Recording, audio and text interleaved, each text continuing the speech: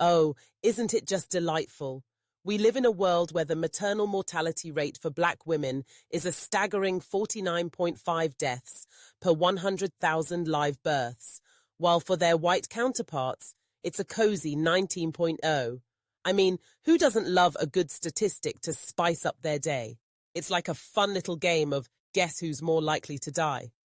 Spoiler alert, it's the black women. But hey, let's not dwell on the morbid details, right? After all, we have more pressing matters to address, like whether avocado toast is the real enemy of our generation. Now let's talk about allostatic load, because why not throw in some fancy jargon? It's basically the cumulative physiological effects of chronic stress, which, shocker, black women seem to have in abundance.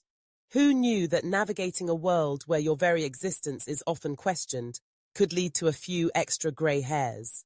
It's like aging in dog years, except instead of barking, you're just trying to catch your breath after a long day of dealing with systemic racism.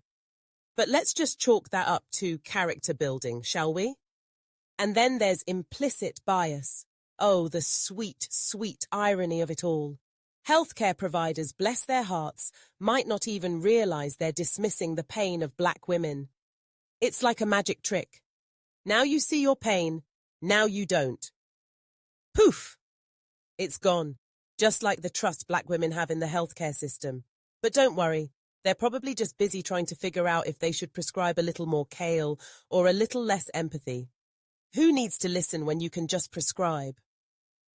Let's not forget about food access, because of course it's not enough to have your life on the line. You also have to worry about whether the nearest grocery store has anything other than stale chips and soda.